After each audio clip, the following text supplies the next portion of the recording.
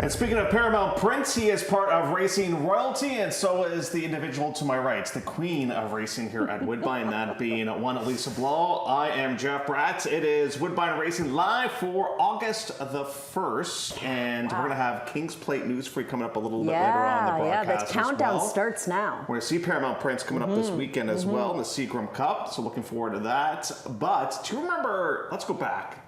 Oh, some 25 years ago. Remember when we were going to the year 2000, everybody's like, the computer's going to be able to handle this? Yes, and you had to stock up on water and the whole thing. Absolutely. Yeah. Well, I think our computer upstairs did not want to transfer over to August the 1st because we did not have that late scratch in race number 9. Not late scratch, but we just didn't have it. But we can't confirm that Super Iconic is out. Good stuff. Good to know for everybody who wants to play that jackpot high five because it's growing and growing. It is. The harness one's bigger. I see Six that. figures I is see that one. So, August 1st, which means football got underway yesterday. Oh, here we go. Right around the corner. Don't talk about Back to school sales. Oh my gosh. Like when you were a kid and you knew that the CNE was on, you knew that was the end of summer. And once football season kicks in, my work husband is no longer available for me for anything. Just Sundays. Yeah. Okay, just Sundays. Yeah, just all Sundays. The TVs here on every football game. Like, Jeff, can we watch horse racing on some channel? Well, one guy, I don't know if he's really a football fan or not. I should talk to Ryan Munger about that. Well, he's a football fan, but probably of the other football. Yes, the soccer football He's probably fan. a rugby fan, too. He had a good day yesterday here at the office with the natural Hattie. I saw him coming into the paddock. I asked him for $50 now, just for a little loan. Well, why did that tradition happen? What's like that? the hat trick. Why do we toss hats on the ice when somebody scores 3 goals? I'm not sure, but the other tradition that happens that we should do in our when we're playing pick fours is the rally cap. We should put the rally caps on. At this point, we need anything. In fact, the early pick four today is so challenging that we're going to play the late pick four. Yeah, we weaseled out of the early pick four and we're going to the late pick four instead. Speaking of good days, Team Beg with a good day yesterday. Yeah, really good. Radio Google. I don't know how the horse won that last race. Sahim was standing going into the first turn, and that one was able to pull off the win. Average win payout was just below $10, $9.90. But I was talking to a friend on the way home yesterday, and she asked me, "How were the horses today?" I said, they were a lot happier because it was today. Nice and like cool. even I talked to where my pet horse, my show horse lives, and I said I always walk out the door. I'm like, oh, perfect day. He's going to love the weather today. And I was just talking to her driving, and she says the horses loved the weather yesterday and today. And there's a nice breeze too. The only thing you got to contend with at the barn is flies. Yeah, I was going to ask you, like even when it gets cooler, there's still a bit of a pain in the butt. It just depends. If there's a strong wind, it's hard for a fly. Then it's a perfect day for a horse outside. But you just cover them up in bug spray. Mine wears the net and the hat. That would be and me. If I was a horse, I would totally have that. Exactly. I would totally have that. Okay, so right now the NBA has what's called Summer League going on, where all the rookies are playing, and they're trying to establish themselves for when the real season starts. Okay. They have a 24-second shot clock. Here, you have a shot clock that varies in length. Sometimes it's 2 minutes, sometimes it's 1 minute 30, sometimes it's 30 seconds. It's whatever producer Mike Sanford sees fit. And today, to start things off, he's giving you 90 seconds to talk about the first leg of the pick 5, and it goes as race number 2 on the program. I got sucked into Strega last time out, and Strega was no bueno. I guess my question to you is, do you think that Sharp Flame can keep the flame burning for another race? Because as of late, she's been pretty good. Yeah, and she got a little bit of a break from her Fairgrounds campaign to her Woodbine campaign, so that's fine. It's not like, she's raced pretty steadily, but still, her comeback races here are really good, especially that 25 non-3, which makes you think that the wide open 25 might be the perfect place for her, especially getting back onto the turf as well, because she's a nice horse on the grass, even though she's never won on it. Today's a big opportunity for her to win on it. Logistics, we keep talking about logistics as a reference for so many horses in the $15,000 claiming ranks, because this horse had 1 for 25, dropped in to face 15 non-3, got claimed, no big surprise. There was probably a big shake for the horse, and now Saheen Savachi, who regularly rode the horse for Mark Casse, is going to ride the horse for the new outfit Mike DiPaolo. I think he's made a nice claim. I just think that the concern would be this 6-horse Sharp Flame who's on the drop. We're almost at the halfway point of the season. Who's going to be leading rider at the end of the year? Oh, that's a good question, Jeff. I think let's get through plate weekend, right? And then we'll figure it out. Your Honor, can you instruct the witness to answer the question? I'll tell you what I have talked about with him is our bug race. Yeah, because we think that Ford's going to make it interesting. Yeah, we think if Ford has another couple of really good weeks, he could make it an interesting race for top bug this year. Built Ford tough. When Xander Ford. Race 2 will start off the pick 5, pool guaranteed at $50,000. You should really be a politician in your next life. You kind of answered the question. I dodged the question. Yeah, you did very, very well in there. Topic number 2 says gamely. Okay, so what are we talking about in here? Are we talking about somebody that you were impressed with last time out that dug down deep? Yeah, all right, I'll give you this. All right, so I looked at this race over and over and over again, and I know you did too. This is one of the reasons we opted to go with the second pick 4 instead of the first pick 4, because this is a tough group here. If you, on paper, you look at it, it's Mr. Holden's race, right? It is. But we have said this before about a few other horses from this outfit too, and said, this is, if you can't win here, you can't win at all. But Mr. Holden, this is actually a pretty decent race, and what I like about it is actually like in the final 16th of a mile. But we're going to watch our horse here. So Mr. Holden is a horse that Donnie McRae knows quite well. Just like some others in his barn, he lost the horse through the claim box, went to another trainer, and then he took the horse back after a few more starts. And that's the thing, he took this one back as well. After losing him for 25, he took him back for 25. This was the first turf effort ever from Mr. Holden. And watch this. So he's in on the rail. And you think he's beat right here. And then he digs right back in again. Like, Raffy goes after him. See this? That's a game horse. Like, and Raffy had to do a lot of work. But then, of course, the winner, Fenor, had to go back to work too. But that's a horse that looked beat and then came back on with a pretty game effort and a good gallop out too to finish in the second place spot. So, and I think Fenor's a good reference. I think Fenor's a good reference too, especially on the grass, right? Yeah, I'm with you. So Mr. Holden, it's his turn here today, and then after that, I think it's just a crapshoot after that. And you've got Stonks, who's kind of been, just came back in the swing of things, and then you've got Quite Intent, who hasn't won a race in so long. And now gets Pietro Moreno aboard for the first time ever. So we'll see if Quite Intense. I use Silver Smoke too, just in case, because it's a Richie Gordon horse. Yeah, and might go straight to the front and keep on going. You never know with that barn. Yeah. So my goal in life, well, I have many goals in life. Many of them I have not fulfilled as of yet, but one is to take Elisa to a Blue Jay game. Yeah, we were just talking about that the other day. We're going to go to a Blue Jay game because you'll get snacks. I like snacks. You'll get the ice cream and the hat. Will it be like George Costanza getting like the camera shot where I got ice cream all over my face? Yeah. So whenever anybody hits back-to-back home runs, it's a big deal. And by the way, there is a baseball name in this race, 94 Expos. Do you know the story behind that name? No, buddy, I don't. But I remember the Expos. So in 1994, the Expos, they had the best record in baseball. Like they were going to go to the World Series, and then they had a strike. And they canceled the rest of the season. Well, then when did they become not the Expos? It must have been very soon after that. Yeah. Anyways, there's a lot of speed here in the fifth. We're going to go a mile in here. You go first, and then I'll go second, because I am not even sold with my pick in this race, because you're going towards a speed horse. And that dog, now you usually get this guy once a year, but are you late to the party this time? I don't know. I missed him last time, and you're right, because I do normally go to him at least once a year. Yeah. So I missed him last time. I'm going to go to him here this time. But yeah, you're right. He is one of the speed players in this race. I mean, you know who surprised us last start out was our old buddy Bachelor Pat, because he was on the turf last time, and he won, and we were kicking ourselves for not playing him because he's just such a classy horse. But, we're asking him to put together 2 back-to-back big efforts. You'll see speed from the inside with a horse like Just in Time for Wine. You'll see some others in here that are going to be sent up to the front end like 94 Expos. But Mad Dog and Joe, if last year, I think this was the only horse or one of very few horses that Shane Ellis rode. Yep. He got along incredibly well with him. Even if you look at the one time they took Shane off, a couple times they took Shane off, then Shane got back on and the horse got right back into the swing of things. But you know what? I think he's found a new buddy in Zero Ford, who got him into the winner's circle last start. I don't see why he can't put together back-to-back wins, because Soulmate for 25, we'd be playing that horse, right? He's a serious contender for that price range. I just feel really good about him here today. Raffy jumped ship on Bachelor Pad, which Isn't rarely that happens. Interesting? Rarely happens. And I went to Walter Milan, and I don't know if he wants to go this far or not, but his mom, she was victorious in the mile of 16th, so I don't know. I saw that too, and I was a little thinking geez, Rafi's kind of Bachelor Pad's best buddy. I know. And he got off him, so to go to this '94 Expo, so he must be working up a storm. I don't know. Topic number 4, named after your favorite dwarf, Sleepy. My favorite one is? Sneezy. Grumpy. Yeah.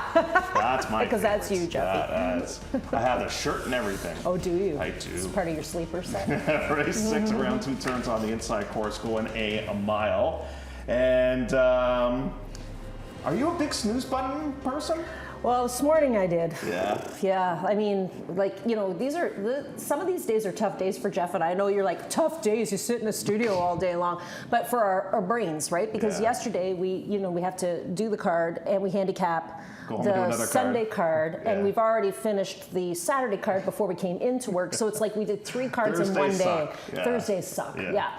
And so I got home last night and I was like, oh, come on, Elisa, just get through half of the races. And you did. I did. And then I finished them off this morning, but I hit the snooze button. And Holiday Snooze is where I'm going here today. I know you like the horse as well. This is a Rick Hayashi trainee taking the drop from 40 in for $25,000. Lots of us like the 8 horse here in this spot. But I think you got to look at horses like Just Jacobo for Catherine A. Phillips. What happened last time? What happened is a good question. Jeez, but you know what? The race came off of the turf. And maybe too tough. They're trying to get on the grass. They tried to get on the grass, and the race came off. So on the grass, I think we might have a different ball game, and Pietro's going to ride that one. And then Rambaba for Phil Hall. Bet down as the favorite last start out. Got beat by Tino, a Tard horse by the name of Prime Plus One, who was a Tino horse at that time, and I think was claimed out of that race. But gets the Heen Savachi back aboard. Those are the 3 logical players to me, and then I tossed in Stratus. Yeah, the draw is the tricky thing with Stratus, being way on the outside in there. But I think you got the bases covered there in race number 6. You're using a lot of baseball terms today. There's even the 2 Springer, named after maybe George Springer, plays for the Blue Jays. Sure. We'll go with it, nonetheless. Do you have a crazy uncle? Oh, I sure do. Okay. Yeah, I sure do. You got to embrace those. You got to embrace those crazy uncles. Do you have to? Because they make the party interesting. Oh, you think so? You know, they have that one last cocktail they've gone over the edge, and things are going to get really, really interesting. So, tell us about Embrace My Uncle. I love him. Why you were such a fan of the horse here today. I love him here today. He has got to be one of my best bets on today's card. But I'm going to show you a replay of him. So this is the race back on, what race am I looking at? The July 4th race.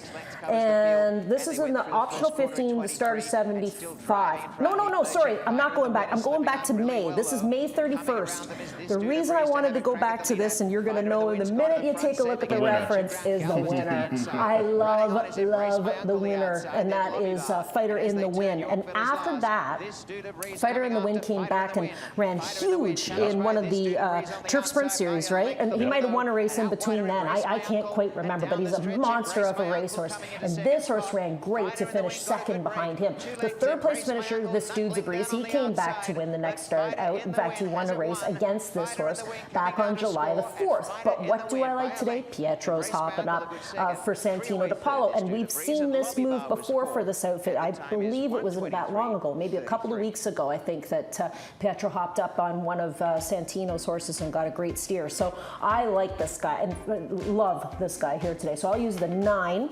over the 5. I think that's the logical exactor. He's in a purple patch right now, but can he stay there? Can he stay there? That's the question. You know, he got beat by a great old horse in Bachelor Pad last start out, but also, you know, does he regress a little off of that effort too? You know, because he gave so much last start out. You got to wonder. And Embrace My Uncle last time had a no shot with the fractions because this dude's a breeze, got away with such slow fractions on that day. And did you know that Embrace My Uncle is owned by Santino's uncle? Of course, and thus the name, right? There you go. Who else did I toss in? I tossed in this Tyrannosaurus Springer of Rain, which is, you know, the first couple of races here at Woodbine are okay, but geez, was he ever good down at Gulfstream? Yeah, that's another baseball name. You know what the Bringer of Rain was? No, I don't. Josh Donaldson. Where's that encyclopedia on baseball? Yeah. If you want facts that will get you absolutely nowhere in life, this is the show for you. Our race 7 starts off the late pick 3. Okay, topic number 6 says high five. All right. Jackpot high five time. Here we go with race number 9. Now, I am really swinging for the fences in this race. You know why? Why? I don't trust the favorites. I don't either. And you know what? I thought last start out, I think I played Big Baby Henry as a wild card, like a long shot play. I think. Because the horse was new, into the Phil Hall barn and had been racing at Finger Lakes and not doing much at Finger Lakes. And we really got a turnaround in form when the horse came here for 15 and the 15 non-2. Finished 5th after, being up close near the front end for most of the race.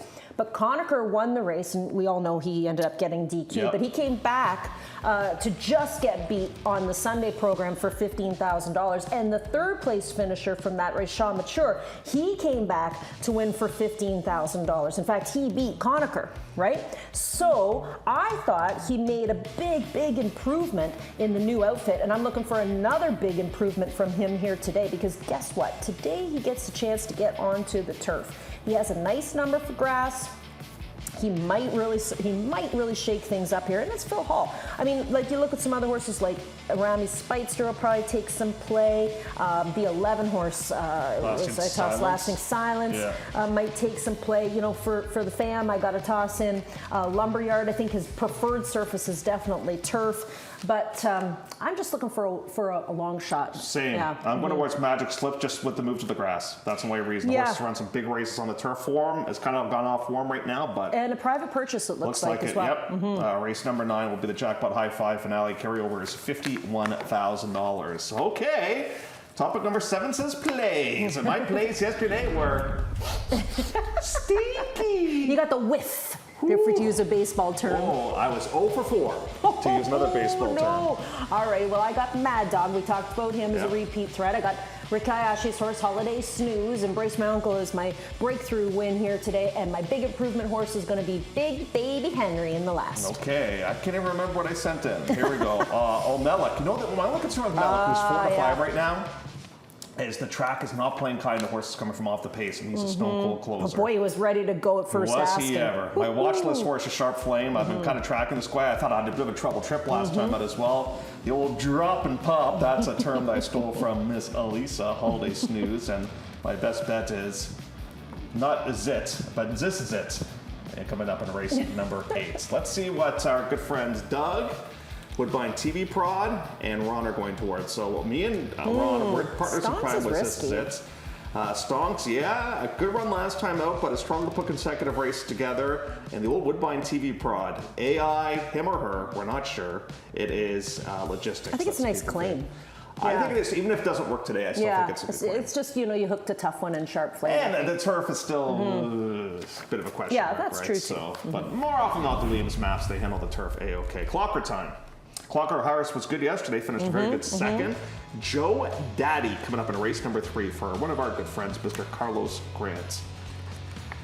Carlos is the type of guy that if I played volleyball, I would want on my team. You can just tip the ball over the net. Carlos, your shot! Yeah. So Joe Daddy gets 0-4. Galloped out well in that work, and that work came in 40 and 3. Brave pick too. July 25th. The horse went off as the favorite in the comeback race too. Lost to Meticulous. Oh, that's the Callahan fam. So let's look at our clock report horse with Joe Daddy coming up a little bit later on the program. We are going to take a break. When we come back, we're going to talk a little plate. We're going to talk a little steak. And we're going to try and pronounce a horse that's going to be raced at Woodbine for the very first time. And it's a good chance we might not get it right. So tune in. Woodbine Race Live continues after this timeout. Love horse racing? HPIBet.com is Canada's leader in online horse betting. Access thousands of live races from hundreds of tracks worldwide instantly. Enjoy the most advanced betting tools like AI Smart Picks and exclusive cashback rewards you won't get anywhere else. Join today and get up to $100 in free bets.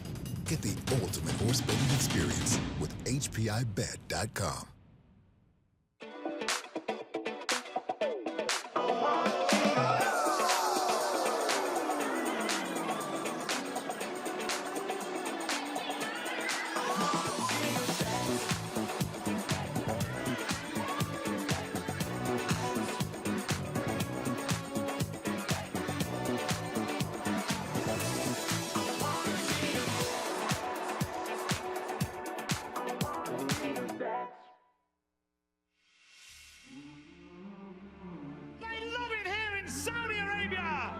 quickest race in the world.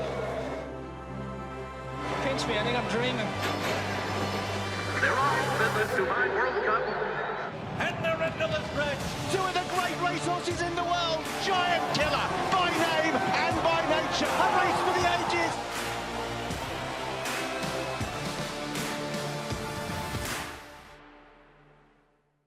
There's a reason we use expressions like storybook season in sport. For over 160 years, the King's Plate has played out like an enchanted fairy tale. It's Canada's most prestigious horse racing event, where elegance meets excitement and tradition meets celebration. King's Plate, Canada's race. Be part of the spectacle, be part of the legacy. Tickets are selling fast. Get yours now at kingsplate.com.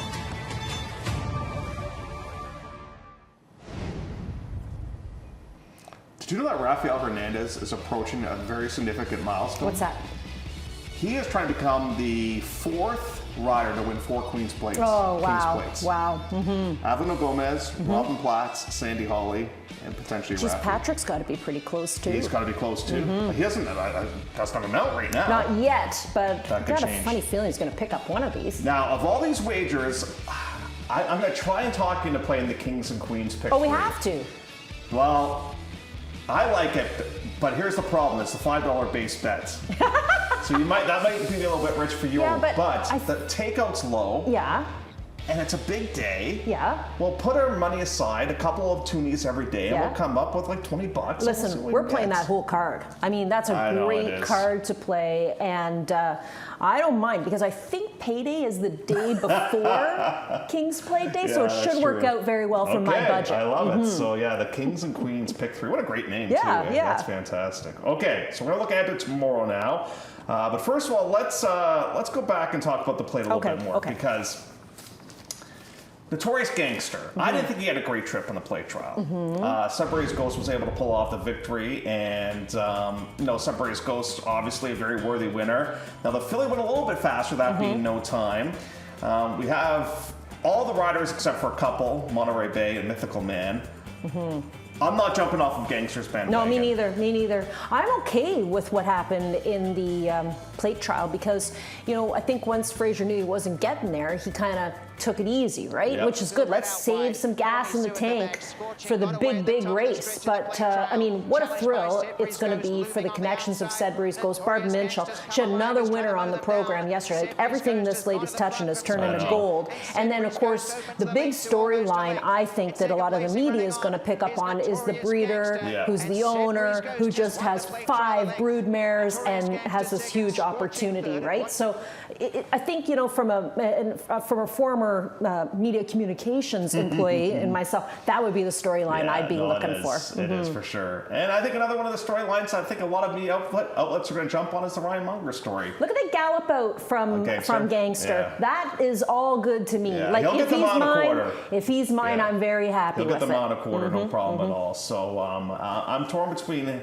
him and No Time, but I'm going to stick with the Gangster. Yeah. And of course, then we have some horses coming in from the States. We got a lot of American riders in this year's edition as well. We do. Okay, so let's look at now to tomorrow. We've got 3 stake races on the program. We've got the Sweetbriar 2, the Niagara, and the Seagram Cup. Now, I think I got it.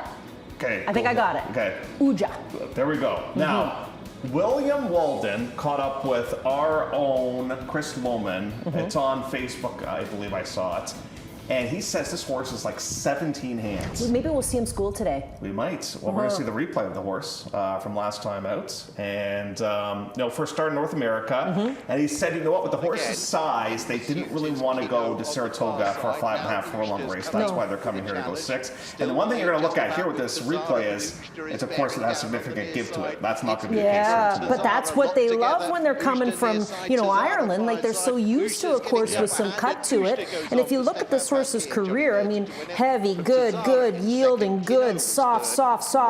One time the horse was on a firm turf course back in 2023 and won the race. So it'll likely be firm here for Saturday and gets on delay 6 as well. That race is very tough to handicap. It is Where'd a you go tough with one. in there? I went with the 11, and the 11 is Loon Cry because she was here last year and she champ. won it last year. And it's, Miguel Clement. So, yeah, she's looking looking for a repeat on it, and like you can't have a more Canadian name for a horse than Loon Cry. You heard some loons, I'm sure, when you were in Muskoka. I did. Yes, I they're did. beautiful. Now, whenever you come into the studio, what do I always have playing? Music, generally, right, so I'm it's ready to jam. Of course, he's DJ Jazzy Jeff. That's right. That's me. Okay, let's talk about the Niagara. I'm kind of hoping that Stanley House goes in here. I hope so, too. I think he will.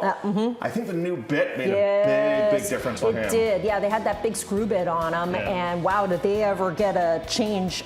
He ends up finishing a really game second in the Dominion Day and behind Fantastic again.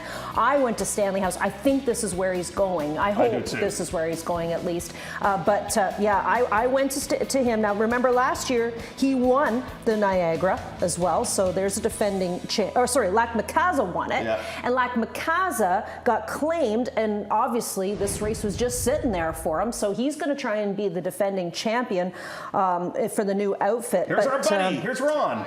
Oh, and then of course we got our buddy Ron's Gizmo. I did use Ron's Gizmo for second. Yeah, you know what? The only thing that worries me is he had a bit of a cramped schedule as of late. Yeah, but he's so is cool. Right now. He survived an inquiry and everything. Yeah, you know who else I used here? Here's the Graham Motion horse. This at last. So he last time out lost a horse who came back to win the United Nations. So that's obviously good for him. Reference. Yeah, and gets on Lasix. Like you really got to pay attention to these horses that come here and get on the Lasix program. For sure. And are you ready for your quirky stats? Okay. If Lac Macasa runs in this race, you're going to have 3 stake races tomorrow with all horses that won the race last year looking to come back and win again. Yeah, isn't that neat? There's a neat stat. Because Paramount Prince is going to come up in the Seagram. That's right. Now, in the Seagram, there is a little bit of pace in this race, and I just look up at the stars. I look how they shine for me, and I just think that Dresden Rowe. Me too. This is his day. This is it. I mean, you got the great primer into him, like the first race back, and remember they were really picky and choosy about where they were going to go with them. That's going to be a nice cool day tomorrow. Yeah, it's a beautiful day. He was a good third in the Highlander, and now here he is. It's his turn tomorrow. I went with Dresden Rowe as well. And I mean, what rider is hotter? Ryan Munger gets the call. What do you make of Patrick jumping off of Paramount Prince? Isn't that interesting? He goes to Swift Delivery. Yeah. So that's kind of a little bit of a tell for me. Like he thinks Swift Delivery might be the real deal. Now here's Paramount Prince's comeback race. To me, a bit of an interesting spot to come back on turf, which is probably not his preferred footing, but he ran not bad. Not bad. You know, he gets the front here, and remember he got really hot on this day too. Now that was a hot weekend because it got really hot the next day, the 22nd. That's the right. 21st was pretty hot too. Now he's got the lead here, and eventually he's going to get picked off by a couple of horses coming from off the pace. But still, he runs quite well for his comeback race. But the fact that Patrick jumped ship. I don't know. Well, we also know that Swift Delivery is a great horse from off of the pace and on too, synthetic. And on synthetic. Yeah. And I wonder if we'll have some Swifties here tomorrow for that. Oh, you've got one right here.